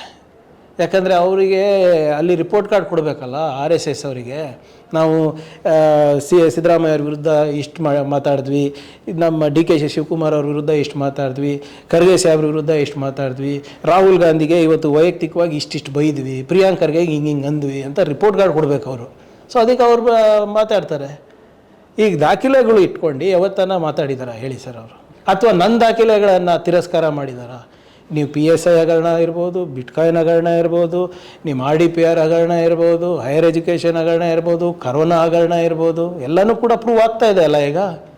ಮತ್ತು ನಿಮ್ಮ ಸಾವರ್ಕರ್ ವಿಚಾರ ಇರ್ಬೋದು. ಇವ್ರ ಇತಿಹಾಸನೇ ಗೊತ್ತಿಲ್ಲ, ನಾವೇನು ಮಾಡಲಿ ಸರ್ ಇಷ್ಟೆಲ್ಲ ವಿಚಾರ ನೀವು ಮಾತಾಡ್ತಾ ಇರುವಂಥದ್ದು ಬಿಜೆಪಿ ನೇರವಾಗಿ ಆಹ್ವಾನ ಕೊಡ್ತಾರೆ, ಒಂದು ಚರ್ಚೆಗೆ ಬನ್ನಿ ನೋಡೋಣ ಅಂತ ಮೋದಿ ಕೇಳಿದೀವಲ್ಲ. ಅಥವಾ ನೇರ ಮೋದಿ ಅವರಿಗೆ ಅಥವಾ ಆಹ್ವಾನ ಕೊಡ್ತಾರೆ? ನೋಡಿ, ಮೋದಿಯವರು 11 ವರ್ಷದಲ್ಲಿ ನಿಮಗೆ ಭೇಟಿ ಆಗಿಲ್ಲ, ಆಹ್ವಾನಕ್ಕೆ ಬರ್ತಾರೆ, ಡಿಬೇಟಿಗೆ ಬರ್ತಾರೆ. ಒಂದು ಪ್ರೆಸ್ ಕಾನ್ಫರೆನ್ಸ್ ಮಾಡಕ್ಕೆ ಹೇಳಿ ಸರ್ ಅವರಿಗೆ. 11 ವರ್ಷದಲ್ಲಿ ನಮ್ಮ ಆರ್ಥಿಕ ಏನು ಪ್ರಗತಿ ಎಷ್ಟಾಗಿದೆ, ಉದ್ಯೋಗ ಎಷ್ಟು ಸೃಷ್ಟಿ ಮಾಡಿದ್ದೀರಾ, ಯಾರ ಜೊತೆ ಚರ್ಚೆ ಮಾಡ್ತೀರಿ ಈಗ? ಬಿಜೆಪಿ ಜೊತೆ ಚರ್ಚೆ ಮಾಡಬೇಕಂತ ಯಾರಾದ್ರೂ ಬರಲಿ, we are ready with anybody. Okay, ಮೋದಿಯವ್ರು ಬರೆದ್ರೆ ಇನ್ನೂ ಒಳ್ಳೆಯದು. ಅವರು ರಾಹುಲ್ ಗಾಂಧಿ ಅವರು ಓಪನ್ ಆಗಿ ಹೇಳಿದ್ರಲ್ಲ, ಬನ್ನಿ ಸರ್ ಚರ್ಚೆ ಮಾಡೋಣ ಅಂತ. ಬಂದ್ರಾ? ಒಂದು ಪ್ರೆಸ್ ಕಾನ್ಫರೆನ್ಸ್ ಆಗ್ಲಾರ್ದಂಥ ಪ್ರಧಾನಮಂತ್ರಿ ಡಿಬೇಟಿಗೆ ಬರ್ತಾರಾ ಸರ್? ಅವ್ರು ನೋಡಿ ಬರೇ ಮನ್ ಕಿ ಬಾತು ಅಥವಾ ಪಾರ್ಲಿಮೆಂಟ್ನಲ್ಲಿ ಭಾಷಣ ಅಥವಾ ಕೆಂಪುಕೋಟೆನಲ್ಲಿ ಭಾಷಣ ಅಷ್ಟೇ. ಅದು ಬಿಟ್ಟು ಒಂದು ಸಂವಾದ ಯಾವತ್ತನ ಮಾಡಿದಾರ? ಅವ್ರಿಗೆ ಬೇಕಾಗಿರುವಂಥ ಜರ್ನಲಿಸ್ಟು, ಅವ್ರಿಗೆ ಬೇಕಾಗಿರುವಂಥ ಸೆಲೆಬ್ರಿಟೀಸೇ ಕ್ವೆಶ್ಚನ್ಗಳು ಕೇಳಬೇಕು. ಮಾವಿನಕಾಯಿ ಹೆಂಗೆ ತಿಂತೀರಾ, ನೀವು ವಾಚ್ ಯಾಕೆ ಹಿಂಗೆ ಉಲ್ಟಾ ಕಟ್ಕೊತೀರಾ, ಅದು ಬೇಕೇನ್ರಿ ದೇಶಕ್ಕೆ? ನಮ್ಮ ಪ್ರಧಾನಮಂತ್ರಿ ನಮ್ಮ ಉದ್ಯೋಗ ಎಷ್ಟು ಸೃಷ್ಟಿ ಮಾಡಿದ್ದಾರೆ ಅಂತ ಹೇಳಬೇಕಾ? ಏನು ಮಾವಿನಕಾಯಿ ಹೆಂಗೆ ತಿಂತಾರಂತ ಆಸಕ್ತಿ ಇದೆಯಾ ನಮಗೆ? ಬಟ್ ಆದರೂ 3 ವರ್ಷದಿಂದ ಅವರೇ ಟರ್ಮು ಅಧಿಕಾರ ಮಾಡ್ತಾ ಇದ್ದಾರೆ ಮೋದಿ. ಅದೇ ಈಗೇನು ಜನ ಮರಳು ಜಾತ್ರೆ ಮರಳು ಅಂತ ನಡೆದಿದೆ. ಇವರು ಏನು ಒಂದು ಧರ್ಮದ ಒಂದು ನಶೆ ಕೊಟ್ಬಿಟ್ಟಿದ್ದಾರೆ, ಅದರಲ್ಲೇ ಇನ್ನು ಜನ ತೇಲಾಡ್ತಾ ಇದ್ದಾರೆ. ಅದು ನಶೆ ಇಳಿಲಿಕ್ಕೆ ಸ್ವಲ್ಪ ಟೈಮ್ ಆಗುತ್ತೆ ಅಷ್ಟೇ. ಅದ್ರ ಜೊತೆ EVM ಬಗ್ಗೆ ಏನಾದರೂ ಕೂಡ ಅದೇ ರೀತಿ ಇದೆಯಾ? ನೋಡಿ, ಅದು ನಾನು ಕೂಡ ಓಪನ್ ಆಗಿ ಚಾಲೆಂಜ್ ಮಾಡಿದ್ದೀವಲ್ಲ. ಈಗ ರಾಹುಲ್ ಗಾಂಧಿ ಅವರು ಕೂಡ ಈ EVM ಡೇಟಾ ಮತ್ತು ಎಲೆಕ್ಷನ್ ಕಮಿಷನ್ ಡೇಟಾ ಬಗ್ಗೆ ಏನೋ ಅನುಮಾನ ವ್ಯಕ್ತಪಡಿಸಿದ್ರು. ಅದನ್ನು ಒಪ್ಕೊಂಡಿಲ್ವಾ? ಎಲೆಕ್ಷನ್ ಕಮಿಷನ್ ಒಪ್ಕೊಂಡ್ರಲ್ಲ, ಹೌದು ನಮ್ಮ ಕಡೆಯಿಂದ ಲೋಪ ಆಗಿದೆ ಅಂತ. ಯಾಕೆ ಇನ್ನೂ ಕೂಡ ಡೀಟೇಲ್ಸ್ ಕೊಟ್ಟಿಲ್ಲ ಮಹಾರಾಷ್ಟ್ರದ ಇನ್ನು ಎಲೆಕ್ಷನ್ದು? ಈಗಲೂ ಅನುಮಾನ ಇದೆ ಸರ್ EVM ಬಗ್ಗೆ. ನೋಡಿ, ನಾನು ಅದನ್ನು ಪ್ರಸ್ತಾಪ ಮಾಡಿದ್ದೀನಿ. Officially in my capacity as a minister for IT, ನಾವು ಅವರಿಗೆ ಎಥಿಕಲ್ ಹ್ಯಾಕಥಾನ್ ಮಾಡೋಕ್ಕೆ ನಾನು ಆಹ್ವಾನ ಮಾಡಿದ್ದೀನಿ. After all it's a machine, no machine is perfect. ಈಗ ಈ BJP ಈ ಸೋಷಿಯಲ್ ಮೀಡಿಯಾ ಮತ್ತು ಈ ಭಕ್ತಗಳಿದಾರಲ್ಲ, ಎಲಾನ್ ಮಸ್ಕ್ ಅಂತಾರೆ, ಮಾತಿದ್ರೆ ಅವ್ರು ಭಾಳ ದೊಡ್ಡ ಕ್ರಾಂತಿಕಾರಿ ಇದ್ದಾರೆ, ಟ್ರಂಪ್ ಭಾಳ ಇವ್ರ ಗುರುಗಳಿದ್ದಾರೆ ಅಂತ. ಅವರೇ ಹೇಳ್ತಾರಲ್ಲ EVM ಸರಿ ಇಲ್ಲ, EVM ಹ್ಯಾಕಬಲ್ ಅಂತ. ನಾನೇನು ಹೇಳ್ತಾ ಇರೋದು, I am a student of science ಅಲ್ಲ, ಸೈಂಟಿಫಿಕ್ ಟೆಂಪರ್ಮೆಂಟ್ ಎಲ್ಲರಿಗೂ ಇರಬೇಕು. ಈಗ EVM ಹ್ಯಾಕಬಲ್ಲ ನಾನ್ ಹ್ಯಾಕಬಲ್ಲ ಅಂತ ಒಂದು ಎಥಿಕಲ್ ಹ್ಯಾಕಥಾನ್ ಮಾಡಿ. ನೀವು ಅಲ್ಲಿ ಡೆಲ್ಲಿನಲ್ಲಿ ಯಾಕೆ ಮಾಡ್ತೀರಾ? ಬೆಂಗಳೂರಿನಲ್ಲಿ ಮಾಡಿ. ಇಂಡಿಯನ್ ಇನ್ಸ್ಟಿಟ್ಯೂಟ್ ಆಫ್ ಸೈನ್ಸ್ ಇದೆ, CV ರಾಮನ್ ಇನ್ಸ್ಟಿಟ್ಯೂಟ್ ಇದೆ, ಪ್ರೈವೇಟ್ ರಿಸರ್ಚ್ ಆ್ಯಂಡ್ ಡೆವಲಪ್ಮೆಂಟ್ 500ಕ್ಕಿಂತ ಹೆಚ್ಚು ಕಂಪನಿಗಳು ಇಲ್ಲಿವೆ, ನವೋದ್ಯಮದ ಕ್ಯಾಪಿಟಲ್ ಇದು. ಕಂಟ್ರೋಲ್ಡ್ ಎನ್ವೈರ್ಮೆಂಟಲ್ಲಿ ಒಂದು ಜುಡಿಷಿಯರಿ ಅವರ ಸಮ್ಮುಖದಲ್ಲಿ, EC ಅವ್ರ ಸಮ್ಮುಖದಲ್ಲಿ ಮಾಡಿ ಒಂದು ಎಥಿಕಲ್ ಹ್ಯಾಕಥಾನು. ಅದೆಲ್ಲನೂ ಸರಿ ಇದ್ದರೆ ಓಕೆ, ಸರಿ ಇಲ್ಲ ಅಂದರೆ ಸರಿಪಡಿಸೋಣ. ಇನ್ನು ಪಬ್ಲಿಕ್ ಸಮ್ಮುಖದಲ್ಲಿ ಕೂಡ ಟ್ರಾನ್ಸ್ಪರೆನ್ಸಿ ಮಾಡಿದ್ರೆ ಗೊತ್ತಾಗುತ್ತೆ ಹೌದು ಸರಿ. ನೋಡಿ, ನಾನು ಎಲೆಕ್ಷನ್ ಕಮಿಷನಿಗೆ ಹೋದ ಬಾರಿನೂ ಪತ್ರ ಬರೆದಿದ್ದೆ. ನಾನು ಫಸ್ಟ್ ಟೈಮ್ IT ಮಿನಿಸ್ಟರ್ ಇದ್ದಾಗ. ಇದೇನು ನಾನು ಇವಾಗ ಅಂತಲ್ಲ, 2017ನಲ್ಲೂ ಬರೆದಿದ್ದೆ, ಈಗೂ ಕೂಡ ಬರೆದಿದ್ದೀನಿ. ಅವರಿಂದ ಇನ್ನೂ ಉತ್ತರ ಬಂದಿಲ್ಲ. ಏನು ಬರೆದಿದೆ ಸರ್ ಈಗ? ಸರ್ ಅದೇ ಎಥಿಕಲ್ ಹ್ಯಾಕಥಾನ್ ಮಾಡಿ ಅಂತ ನಾನು ಸಂಪೂರ್ಣವಾಗಿ ಲಿಸ್ಟ್ ಔಟ್ ಮಾಡಿದ್ದೀನಿ. ಏನೇನು ಟೆಕ್ನಿಕಲ್ ಫಾಲ್ಟ್ಸ್ ಇರಬಹುದು, ಜನರು ಏನು ಅನುಮಾನ ಪಡ್ತಾ ಇದ್ದಾರೆ, ಮತ್ತು ಅವ್ರೇನು ಸುಪ್ರೀಂ ಕೋರ್ಟಿಗೆ ದಾಖಲೆಗಳು ಕೊಟ್ಟಿದ್ದಾರೆ ಅದರ ಆಧಾರದ ಮೇಲೆ ನಾನು ಲೆಟರ್ ಬರೆದಿದ್ದೀನಿ, ಆಹ್ವಾನ ಮಾಡಿದ್ದೀನಿ. ಇನ್ನೂ ಅವರು ಆಹ್ವಾನ ಸ್ವೀಕಾರ ಮಾಡಿಲ್ಲ. ಇನ್ನು ಈ ಮುಂದಿನ ವಾರದಲ್ಲಿ ಮತ್ತೊಮ್ಮೆ ಕಳಿಸ್ತಾ ಇದ್ದೀನಿ. ಲೆಟ್ ಅಸ್ ಹ್ಯಾವ್ ಇಟ್, ಮಾಡೋಣ. ಈಗ ಸರ್ ನಮ್ಮದೇ ನಾನು ಹೇಳ್ದಂಗೆ we should be dependent on technology. But if 1.3 billion, 1.6 billion people, life is hanging on it, and the democracy is hanging on it, constitution is hanging on it, ಜನರಲ್ಲಿ ಅನುಮಾನ ಇದ್ದರೆ ಮಾಡೋಣ.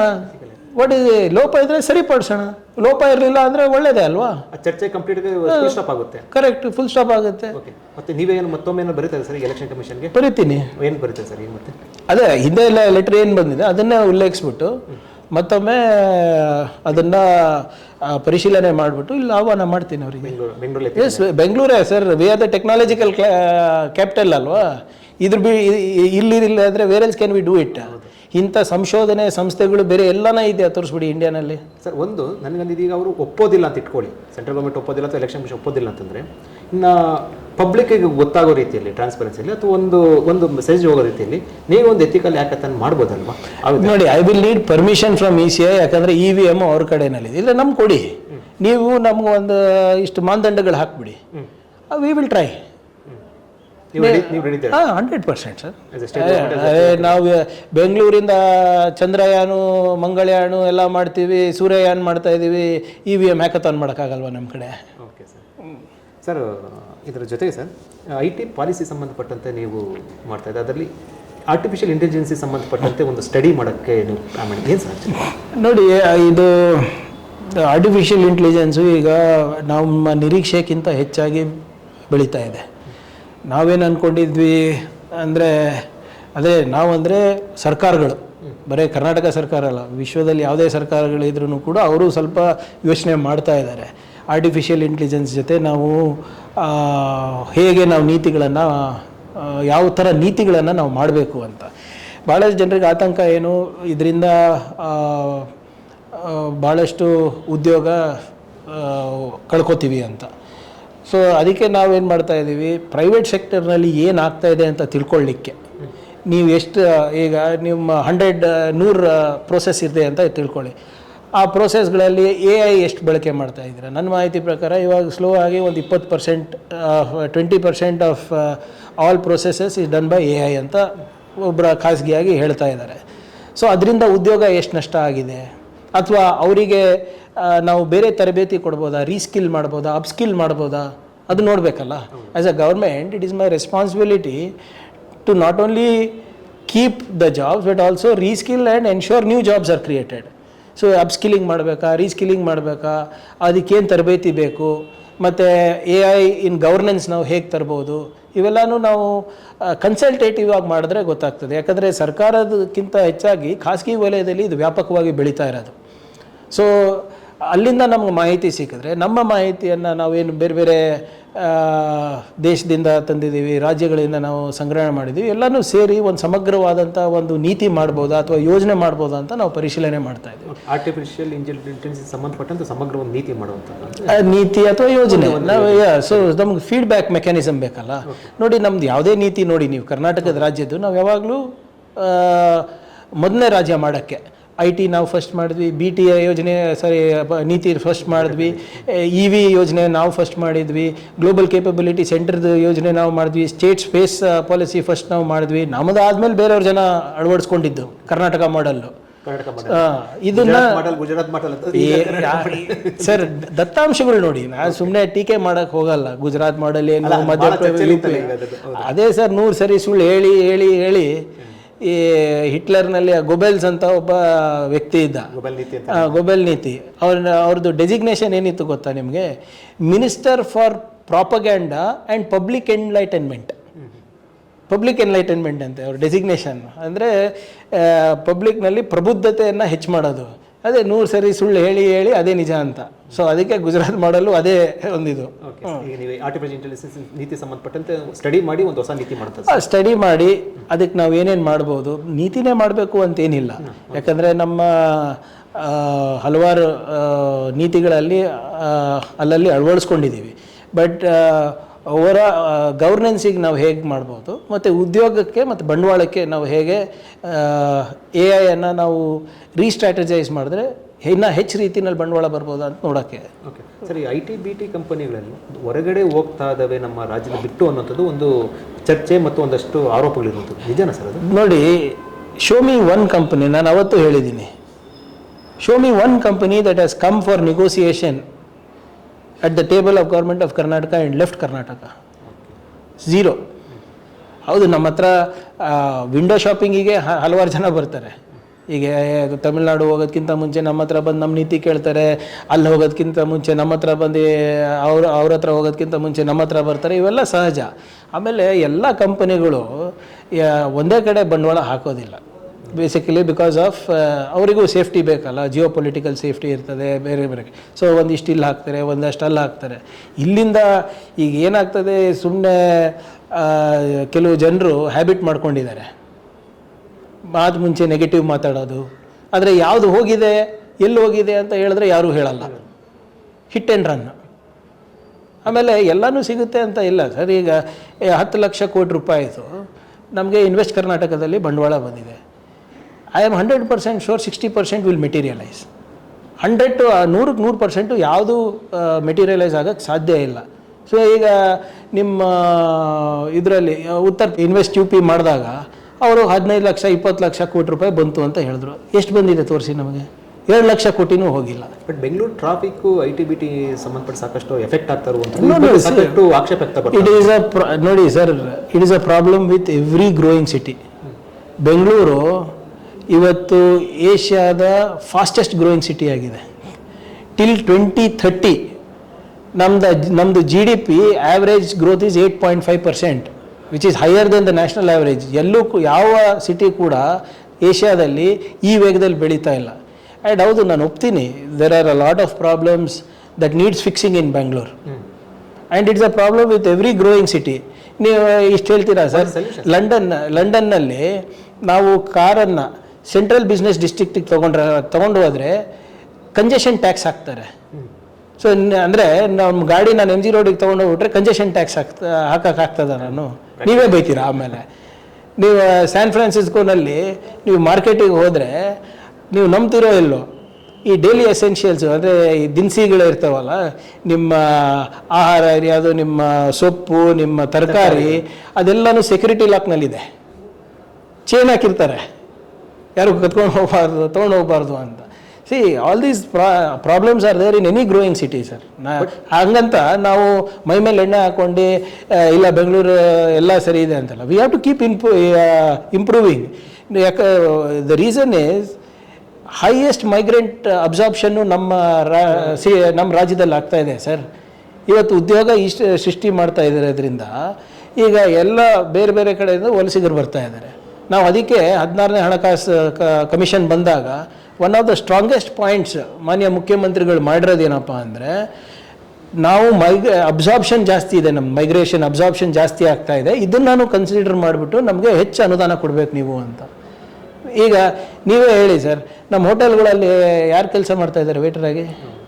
ಹೊರಗಡೆ ಎಲ್ಲ ನಮ್ಮ ನಾರ್ತ್ ಈಸ್ಟ್ ಅವರೇ. ನೀವು IT ಕಂಪನಿಗಳಲ್ಲಿ ಹೋಗಿ ಮೆಕ್ಯಾನಿಕ್ಸ್ಗಳು ನೋಡಿ, ನೀವು ಯಾವುದೇ ಉದ್ಯೋಗದಲ್ಲಿ ನೋಡಿ, ಹಲವಾರು ಬಾರಿ ಉತ್ತರ ಪ್ರದೇಶ, ಬಿಹಾರ, ಮಧ್ಯಪ್ರದೇಶದಿಂದ ಅಲ್ಲಿಂದ ಯಾಕೆ ಸರ್ ಬರ್ತಾ ಇದ್ದಾರೆ ಇಲ್ಲಿ? ಅಲ್ಲಿ ಕೆಲಸ ಇಲ್ವಾ?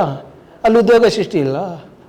ಅಲ್ಲಿ ಬರೇ ಏನು ಧರ್ಮ ರಕ್ಷಣೆ ಮಾಡೋರಿಗೆ, ಗೋರಕ್ಷಕರಿಗೆ ಮಾತ್ರ ಅಲ್ಲಿ ಉದ್ಯೋಗ, ಅದೇ ಉದ್ಯೋಗ ಅವರಿಗೆ.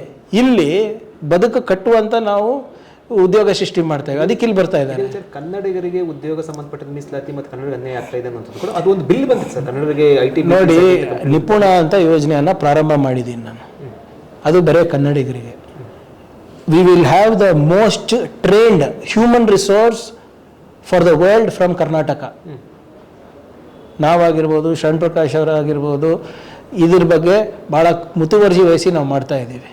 ಈಗ ನಮ್ಮವರು ಬರೀ ಬೆಂಗಳೂರಿನಲ್ಲಿ ಯಾಕೆ ಕೆಲಸ ಮಾಡಬೇಕು? ಬಾಸ್ಟನ್ನಿಗೆ ಹೋಗಲಿ, ಮೆಲ್ಬರ್ನಿಗೆ ಹೋಗಲಿ, ಲಂಡನ್ನಿಗೆ ಹೋಗಲಿ, ನಮ್ಮಲ್ಲಿ ಅಷ್ಟು ಸಾಮರ್ಥ್ಯ ಇದೆ. ನಮ್ಮ ಕನ್ನಡಿಗರ ಟ್ಯಾಲೆಂಟ್ ಎಷ್ಟಿದೆ ಅಂದರೆ, ನಾವು ಹಲವಾರು ಬಾರಿ ರಾಯಭಾರಿಗಳು ಬರ್ತಾರೆ ನಮ್ಮ ಹತ್ರ. ಫಸ್ಟ್ ಕ್ವೆಶ್ಚನ್ ಕೇಳೋದು, ಪ್ರಿಯಾಂಕ್ ನೀವು you have to help me with skill ಅಂತ ಹೇಳ್ತಾರೆ.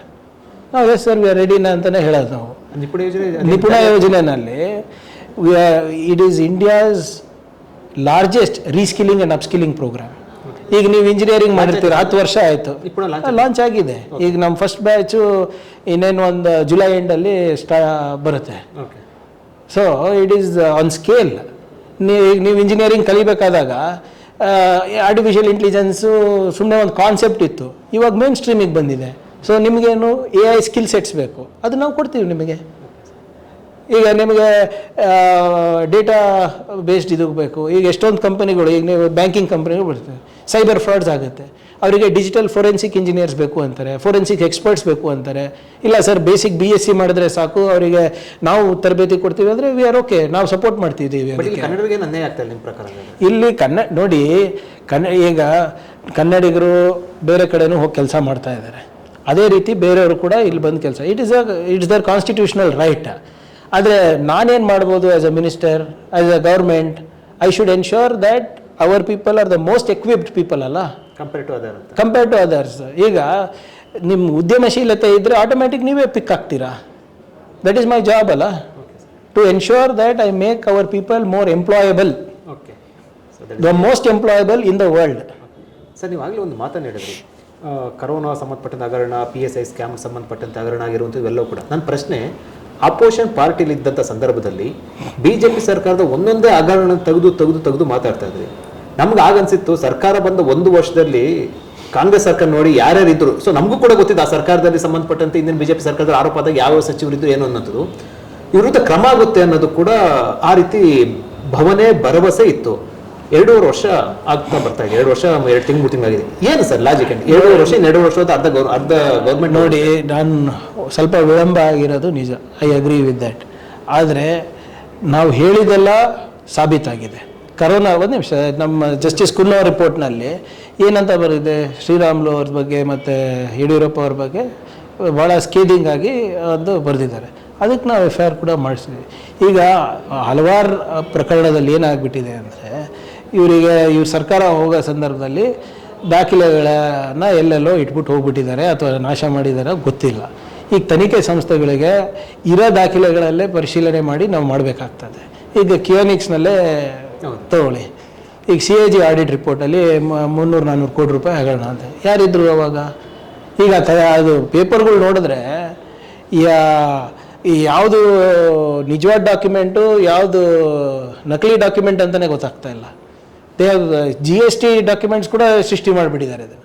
ಆದರೆ ಒಂದು ನಾನು ಬಯಸ್ತಾ ಇದ್ದೀನಿ, ವಿಳಂಬ ಆದ್ರೂ ಕೂಡ ಇದಕ್ಕೆ ಲಾಜಿಕಲ್ ಎಂಡಿಗೆ ತೊಗೊಂಡು ಹೋಗ್ತೀವಿ ನಾವು ಲೀಗಲಿ. ನಾವು ವೈಯಕ್ತಿಕವಾಗಿ ಯಾವ ಮಾಜಿ ಸಚಿವರು, ಯಾವ ಮಾಜಿ ಶಾಸಕರು ಅಥವಾ ಹಾಲಿ ಶಾಸಕರು ವಿರುದ್ಧ ಇಲ್ಲ. ಆದರೆ ಆ ಸಂದರ್ಭದಲ್ಲಿ ನೀವು ಮಾಡಿದಂಥ ಹಗರಣಗಳು ಏನು, ಇಟ್ ಈಸ್ ಇನ್ಹ್ಯೂಮನ್.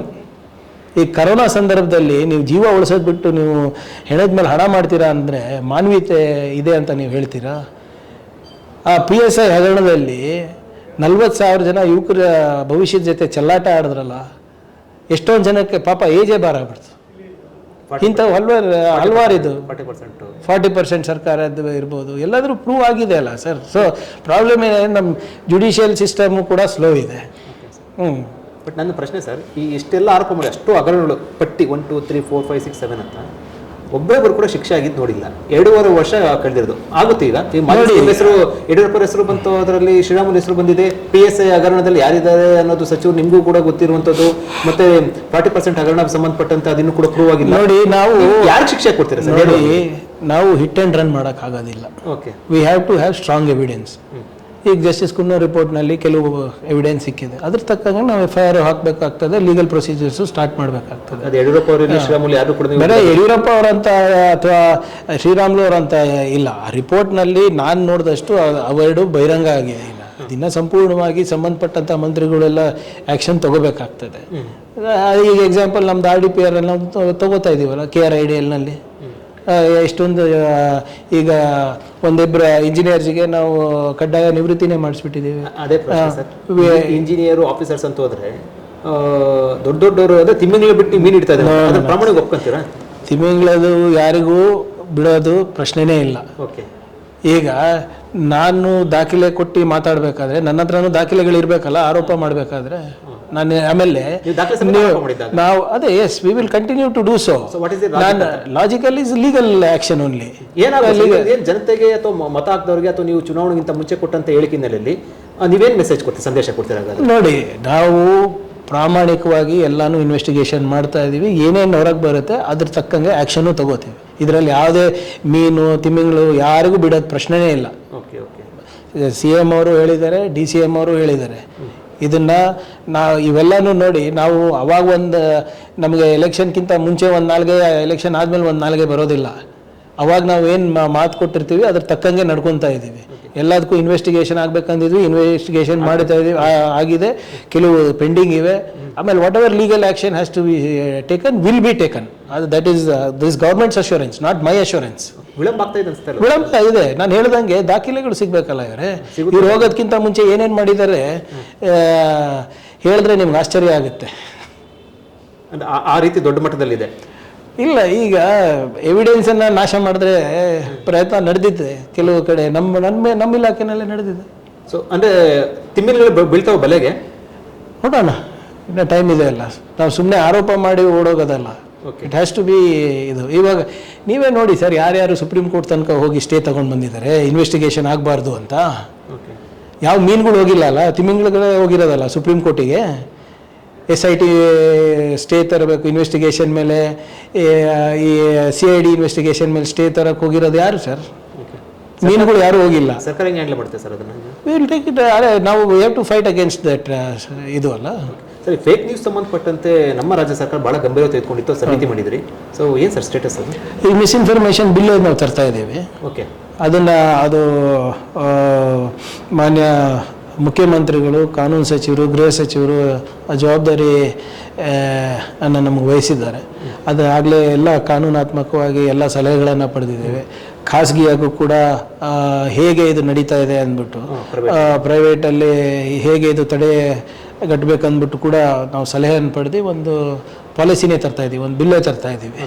ಅದರಲ್ಲಿ ಈಗ ನೀವು ನೋಡಿದ್ರೆ, ಮೊನ್ನೆ ನೀವು ಡೇಟಾ ನೋಡಿದ್ರೆ, ಸುಳ್ಳು ಸುದ್ದಿನಲ್ಲಿ, ಮಿಸ್ಇನ್ಫಾರ್ಮೇಷನ್ನಲ್ಲಿ, ಫೇಕ್ ನ್ಯೂಸ್ನಲ್ಲಿ ನಂಬರ್ 1 ಇರೋದು ಯಾವ ದೇಶ ಅಂದರೆ ನಮ್ಮ ದೇಶ.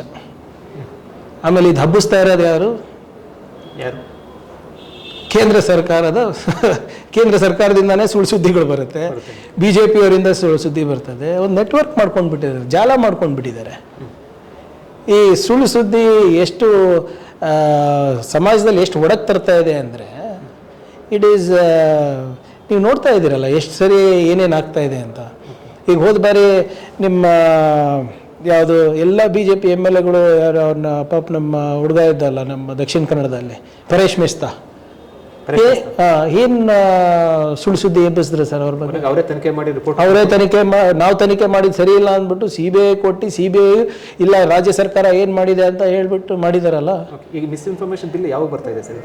ನೋಡೋಣ, ಈಗ ಲಾ ಡಿಪಾರ್ಟ್ಮೆಂಟಲ್ಲಿ ಚರ್ಚೆ ಆಗಿದೆ. Will see. ನೋಡಿ, ಇದೆ, ಹಲವಾರು ಥರ ಇನ್ಫಾರ್ಮೇಷನ್ ಇದೆ. Misinformation, disinformation, malinformation, fake news, some are harmless. ಇವೆಲ್ಲವೂ ಸೇರಿ ಒಂದು ಬಿಲ್ ಮಾಡ್ತಾ ಇದ್ದಾರೆ. ಅದೇ ಇವೆಲ್ಲನೂ ಸರ್ ಕೂಡ ಪರಿಗಣಿಸಿ ಒಂದು ಬಿಲ್ ಮಾಡ್ತಾ ಇದ್ದೀವಿ. ಬರೋವಂಥ ನೆಕ್ಸ್ಟ್ ಜುಲೈ ಅಧಿವೇಶನದಲ್ಲಿ ಏನಾದರೂ ಬರಬಹುದಾ? ಬರುತ್ತೆ ಸರ್. ಇದನ್ನು ಹೊರತುಪಡಿಸಿ ಅಂದರೆ ಇದು ಸರ್ಕಾರದ ವಿರುದ್ಧ, ನಿಮ್ಮ ಸರ್ಕಾರದ ವಿರುದ್ಧ ಕೂಡ ಸಾಕಷ್ಟು ಆರೋಪ ಬಂದಿತ್ತು. ಈಗ ಪ್ರಿಯಾಂಕಾ ಖರ್ಗೆ ತುಂಬ ಸಾಚನ ಅನ್ನೋ ಪ್ರಶ್ನೆ ಉದ್ಭವ ಆಗ್ತದೆ. ಯಾಕೆ ಅಂತಂದರೆ ನಿಮ್ಮ ವಿರುದ್ಧ ಆರೋಪ ಬಂದಿರೋದಂತಲ್ಲ, ಈಗ ನಿಮ್ಮ ಕುಟುಂಬದ ವಿರುದ್ಧ ಏರೋಸ್ಪೇಸ್ ಪಾರ್ಕ್ ಸೈಟ್ ಸಂಬಂಧಪಟ್ಟಂತೆ ಹೆಸರು ಒಂದು ಹಗರಣ ಬಂತು, ವಕ್ಫ್ ಹಗರಣ ಸಂಬಂಧಪಟ್ಟಂತೆ ನಿಮ್ಮ ಕುಟುಂಬದವರ ಹೆಸರು ಬಂತು. ಇದನ್ನು ನೀವು ಯಾವ ರೀತಿ ಏರೋಸ್ಪೇಸ್ ಪಾರ್ಕ್ ಬಗ್ಗೆ ಭಾಳ ಸ್ಪಷ್ಟವಾಗಿ ಸುದೀರ್ಘವಾಗಿ ಹೇಳಿದ್ದೀನಿ. ಆ್ಯಸ್ ಪರ್ ನಾಮ್ಸ್ ಅಲಾಟ್ ಆಗಿದೆಯಾ ಅದು? ಆಮೇಲೆ ನಾವು CA ಸೈಟ್ ತಗೋಬಾರ್ದಂತ ಎಲ್ಲಾದರೂ ಇದೆಯಾ? ಕಾನೂನು ವಿರುದ್ಧವಾಗಿದೆಯಾ? ಆಮೇಲೆ ಹೌದಪ್ಪ ರಿಯಾಯಿತಿ ದರದಲ್ಲಿ ತೊಗೊಂಡಿದ್ದೀವ? ಅದನ್ನೂ ಇಲ್ಲ. ಯಾವುದೋ ಕೋಟಾನಲ್ಲಿ ತೊಗೊಂಡಿದ್ದೀವ? ಅದನ್ನೂ ಇಲ್ಲ. ಆಮೇಲೆ ಯಾರ್ಯಾರು ಅರ್ಜಿ ಹಾಕಿದ್ರು, ಆಮೇಲೆ ನಮ್ಮ ಉದ್ದೇಶ ಏನಿತ್ತು ಮತ್ತು ಬೇರೆಯವ್ರ ಉದ್ದೇಶ ಏನಿತ್ತು, ಅದರಲ್ಲಿ ಏನಾದರೂ ತಾರತಮ್ಯ ಆಯಿತಾ? ನಮ್ಮದು for specific purpose which was government norms ಪ್ರಕಾರನೇ ಇತ್ತು, ಬೇರೆಯವ್ರದ್ದು ಯಾವುದೂ ಇಲ್ಲ. ಕರೆಕ್ಟ್ ಆಗಿದ್ದಿದ್ರೆ ಸೈಟ್ ಯಾಕೆ ವಾಪಸ್ ಕೊಡಬೇಕಾಗಿತ್ತು? ನೋಡಿ, ನೈತಿಕತೆ ಪ್ರಶ್ನೆ ಬರುತ್ತಾ? ನೈತಿಕತೆ ಅಲ್ಲ. ನೋಡಿ, ಈಗ ನಮ್ಮ ಸಹೋದರರು, ಅವರು ಖಾಸಗಿ ವ್ಯಕ್ತಿ, ಅವರು ಇಂಡಿಯನ್ ಇನ್ಸ್ಟಿಟ್ಯೂಟ್ ಆಫ್ ಸೈನ್ಸಲ್ಲಿ ಕೆಲಸ ಮಾಡಿದವರು, DRDO ಇಂದ ಅವಾರ್ಡ್ ತೊಗೊಂಡವರು, IRS ಎಕ್ಸಾಮ್ ಪಾಸ್ ಮಾಡಿದವರು, is A scientist by profession. And ಅವರು ಒಂದು ಎಮರ್ಜಿಂಗ್ ಟೆಕ್ನಾಲಜಿದು ಸ್ಕಿಲ್ ಡೆವಲಪ್ಮೆಂಟ್ ಸೆಂಟರ್ ಮಾಡೋಕ್ಕಂತ ತೊಗೊಂಡಿದ್ದು. ತಪ್ಪೇನಿದೆ ಅದರಲ್ಲಿ? ದುಡ್ಡು ಕೊಟ್ಟೆ ತೊಗೊಂಡಿರೋದಲ್ಲ. ಅವ್ರೇನು ರಿಯಾಯಿತಿನೂ ಕೇಳಿಲ್ಲ, ಇನ್ಫ್ಲೂಯೆನ್ಸ್ ಯೂಸ್ ಮಾಡಿಲ್ಲ, ಏನೂ ಇಲ್ಲ. As per legal. Is not a politician. ನಾನು ತೊಗೊಂಡಿದ್ರೆ ನಾನು ಕೊಡ್ತಾ ಇರಲಿಲ್ಲ ವಾಪಸ್ಸು. ಯಾಕಂದರೆ as constitutionally I am correct, legally I am correct. ಏನಾಗುತ್ತೆ, ಅವರಿಗೆ ನಿಮ್ಮ ಮೀಡಿಯಾ ಸ್ಪಾಟ್ಲೈಟು, ಇದು ಜನರ ಹತ್ರ ಹೇಳೋದು, ಹೇಳಿಸ್ಕೊಳೋದು. ಈಗ ಇದೆ ನಿಮ್ಮ ನಾರಾಯಣ ಸ್ವಾಮಿ ಚೆಲುವಾದಿ, ಅವ್ರಿಗೆ ಗೊತ್ತಿದೆ. ಅವ್ರೇನು ಹೇಳಿದ್ರು ಸ್ಟೇಟ್ಮೆಂಟಲ್ಲಿ, ರಾಹುಲ್ ಖರ್ಗೆ ಒಳ್ಳೆಯವರಪ್ಪ, ಪ್ರಿಯಾಂಕ್ ಸರಿ ಇಲ್ಲ ಅಂತಲೇ ನೋಡಿ. ಹೊರಗಡೆ ನಾನು MLA, ಮನೆಯಲ್ಲಿ ನನ್ನ ತಮ್ಮ, ಅವರೇ ನಮ್ಮ ಹೈಕಮಾಂಡು. ಅವ್ರೇನು ಹೇಳ್ತಾರೆ ಅದ್ರ ತಕ್ಕಂಗೆ ನಾವು ನಡ್ಕೊಂಡು ಬಂದಿದ್ದೀವಿ, ಇಲ್ಲಿಂದ ಚಿಕ್ಕವನಿಂದ ಹಿಡ್ಕೊಂಡು ಇಲ್ಲಿವರೆಗೂ. ಸೊ ಅದರಿಂದ it is his wish. He chose to return it. Even now I am telling, legally we are 100% correct. ಯಾವ ಗವರ್ನರ್ ಹತ್ರ ಹೋಗ್ಲಿ, ಯಾವ ಸುಪ್ರೀಂ ಕೋರ್ಟ್ ಅವ್ರ ಹತ್ರ ಹೋಗ್ಲಿ, ಸುಮ್ಮನೆ ಯಾಕೆ ಈ ಥರ ಚರ್ಚೆ ಅವರಿಗೆ ನೋಡಿ, ನೋಡಿ ಅವರಿರ್ಬೋದು, ಖರ್ಗೆ ಸಾಹೇಬ್ರು ಇರ್ಬೋದು, ಯಾವತ್ತೂ ಕೂಡ ಈ ನಮ್ಮ ಫ್ಯಾಮ್ಲಿದವರು ಈ ಪೊಲಿಟಿಕಲ್ ಕೆಸರಾಟ ಬಂದಿಲ್ಲ. ಈಗ 52 ವರ್ಷ ಆಯಿತು ನಮ್ಮ ತಂದೆಯವರು ಎಲೆಕ್ಟೆಡ್ ರೆಪ್ರೆಸೆಂಟೇಟಿವ್ ಆಗಿ. ನಮ್ಮ ತಾಯಿಯವರು ಒಂದಿನ ಕ್ಯಾಂಪೇನಿಗೆ ಹೋಗೋದು ನೋಡಿದ್ದೀರಾ? ಒಂದಿನ ಯಾವುದಾದ್ರೂ ಪೊಲಿಟಿಕಲ್ ವೇದಿಕೆಯಲ್ಲಿ ಕೂತಿರೋದು ನೋಡಿದ್ದೀರಾ? ಇಲ್ಲಿವರೆಗೂ ನಾನು ನೋಡಲಿಲ್ಲ. ನಮ್ಮ ಮನೆಯವ್ರು ಯಾವತ್ತನ ಬಂದು ಕ್ಯಾಂಪೇನ್ ನೋಡಿದ್ದೀರಾ? ಅವ್ರು ಬರ್ತಾರೆ, ಓಟ್ ಹಾಕ್ತಾರೆ, ಹೋಗ್ತಾರೆ ಅಷ್ಟೇ. ನಮ್ಮ ಅಣ್ಣಂಗೆ ನೋಡಿದ್ದೀರಾ ಕ್ಯಾಂಪೇನಲ್ಲಿ? ನಮ್ಮ ತಮ್ಮಂಗೆ ನೋಡಿದ್ದೀರಾ ಕ್ಯಾಂಪೇನಲ್ಲಿ? ನಮ್ಮ ಅಕ್ಕಂದ್ರಿಗೆ ನೋಡಿದ್ದೀರಾ ಕ್ಯಾಂಪೇನಲ್ಲಿ? So they are not use to this political slugfest. ಅವರಾಯಿತು, ಅವ್ರ ಅಕಾಡೆಮಿಕ್ಸ್ ಆಯಿತು ಅಷ್ಟೇ. ಈಗ ನಮ್ಮ ಬೇರೆ ಫ್ಯಾಮಿಲಿನ ನೋಡಿದ್ರೆ ಅದು ಸರಿಯಾದ ತಪ್ಪು ಸೆಕೆಂಡ್ರಿ, ಬಟ್ ಎಲ್ಲ ಫ್ಯಾಮಿಲಿ ಕೂಡ ರಾಜಕೀಯದಲ್ಲಿ ಅವರು ಎಲ್ಲ ಕುಟುಂಬದವರು ಅವರಲ್ಲಿ ಇರ್ತಾರೆ. ನಾನು ನೋಡಿದ್ದೆ, ನನಗೆ ಅದು ಕ್ಯೂರಿಯಾಸಿಟಿ ಆಯಿತು. ಆಕ್ಚುಲಿ ನನಗೆ ಆ ಪ್ರಶ್ನೆ ಬಂದಿತ್ತು. ಮಲ್ಲಿಕಾರ್ಜುನ್ ಖರ್ಗೆ ಮತ್ತು ಪ್ರಿಯಾಂಕ್ ಖರ್ಗೆ ಅವ್ರು ಬಿಟ್ಟರೆ ಇನ್ನು ಉಳಿದವ್ರು ಯಾರು ಕೂಡ ರಾಜಕೀಯದಲ್ಲಿ ಗುಡ್ಸ್ಕೊಂಡಿಲ್ಲ. ಸೊ ಮನೆಯಲ್ಲೇ ರಾಜಕಾರಣ ಚರ್ಚೆ ಮಾಡ್ತಾರೆ ಸರ್? ಜಾಸ್ತಿ ಈಗ ಹೆಚ್ಚೇನು ಜಾಸ್ತಿ ರಾಜಕೀಯ ಚರ್ಚೆ ಆಗೋದಿಲ್ಲ ಮನೆಯಲ್ಲಿ. ಬಟ್ ಎಲ್ಲರಿಗೂ ರಾಜಕೀಯದ ಅರಿವಿದೆ, ರಾಜಕೀಯದ ಅರಿವಿದೆ, ಅದೆಲ್ಲ ಇದೆ. ಬಟ್ ಯಾರು ಕೂಡ ಈ ಸಕ್ರಿಯ ರಾಜಕೀಯದಲ್ಲಿ ಬರೋದಿಲ್ಲ, ಯಾರು ಇಂಟರ್ಫಿಯರ್ ಆಗೋದಿಲ್ಲ. ನೀವು ನಂಬ್ತಿರೋದಿಲ್ಲ, ನಮ್ಮ ಆಫೀಸಿಗೆ ಒಬ್ಬರು ನಮ್ಮ ಸಹೋದರರು ಇನ್ನೂ ಬಂದಿಲ್ಲ, ಯಾರೂ ಬಂದಿಲ್ಲ. ನಮ್ಮ ಮಕ್ಕಳು ಕೂಡ ಯಾವತ್ತೂ ಈ ಕಡೆ ನೋಡೇ ಇಲ್ಲ, ನಮ್ಮ ಆಫೀಸೇ ನೋಡಿಲ್ಲ. ತಂದೆಯವರು ಅಥವಾ ನೀವೇನಾದ್ರು ಮನೇಲಿ ಹೇಳ್ತೀರಾ ಸರ್ ಯಾರು ಈ ಥರದ್ದು?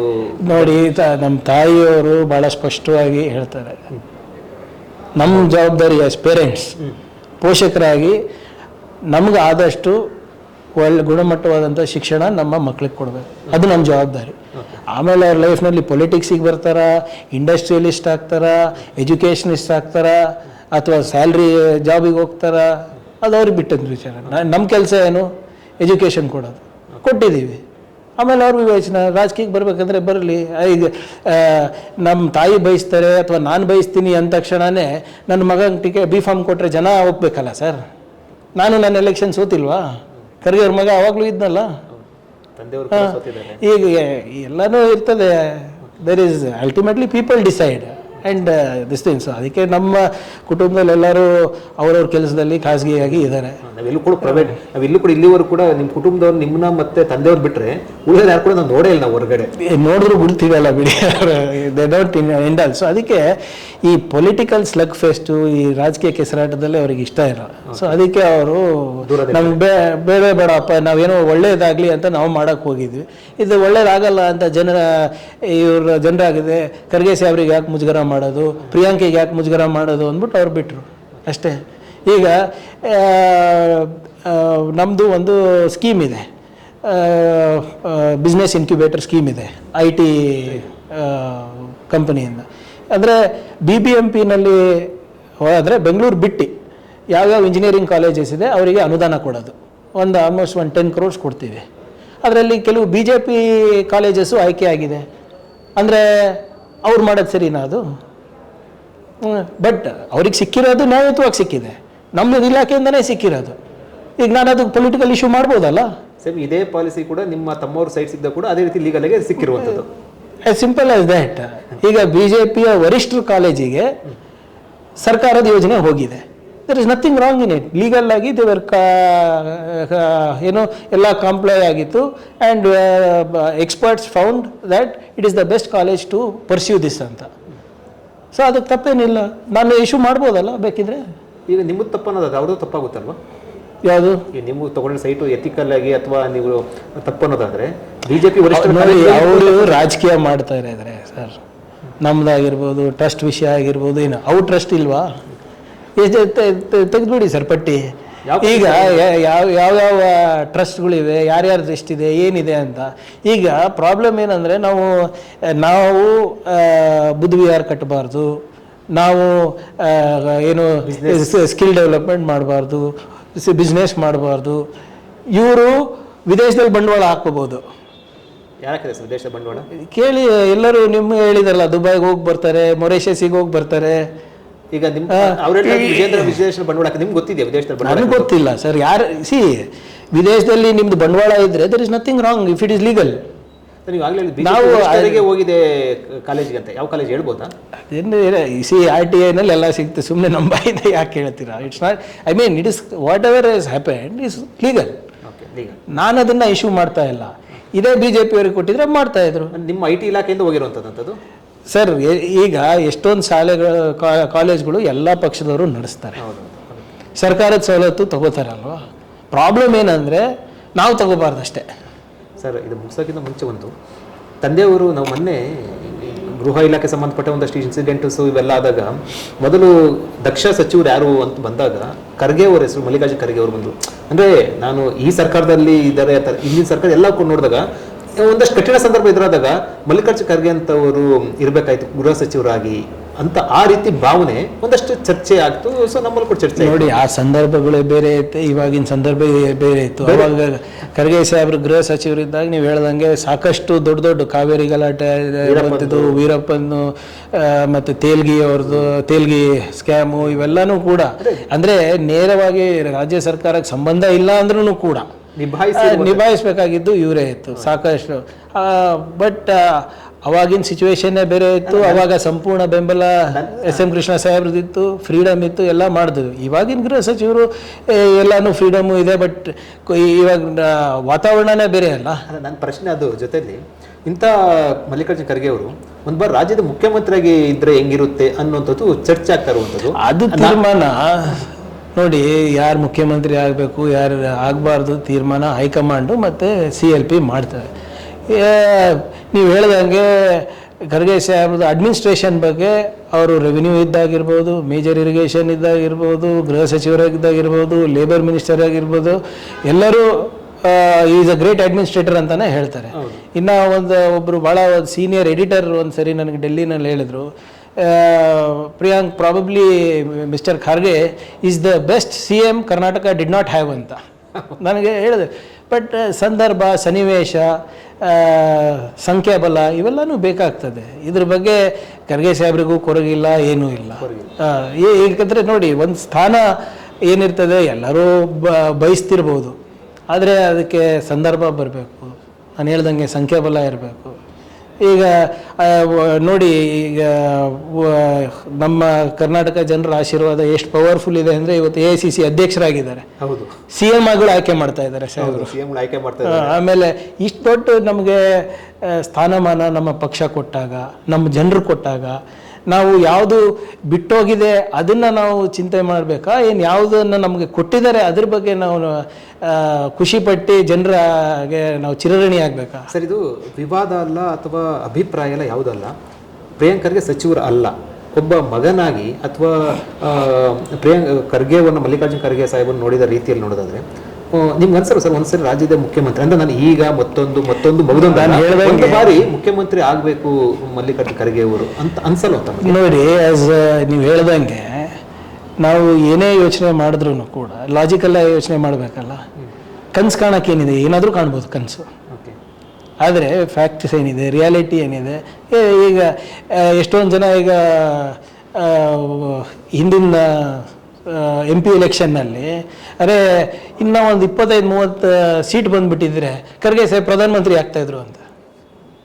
ಹೌದು, ಈಗ ಜನರ ಆಶೀರ್ವಾದ, ಅವರು ಹೀಗೆ ಯೋಚನೆ ಮಾಡ್ತಾರೆ, ನಮ್ಮ ಬಗ್ಗೆ ಒಳ್ಳೇದನ್ನು ಬಯಸ್ತಾರೆ, ಅದೇ ನಮ್ಮ ಪುಣ್ಯ. ಜನರ ಋಣ ಹೆಂಗೆ ತೀರ್ಸೋದು ಅದೇ ನಮ್ಗೆ ಗೊತ್ತಾಗ್ತಾ ಇಲ್ಲ. ಖರ್ಗೆ ಸಾಹೇಬ್ರು ಇರ್ಬೋದು, ನನಗಿರ್ಬೋದು, ನಮ್ಮ ಕಲಬುರಗಿ ಜನರ ಮತ್ತು ಕರ್ನಾಟಕದ ಜನರ ಋಣ ಭಾಳ ಇದೆ ನಮ್ಮ ಕುಟುಂಬದ ಮೇಲೆ.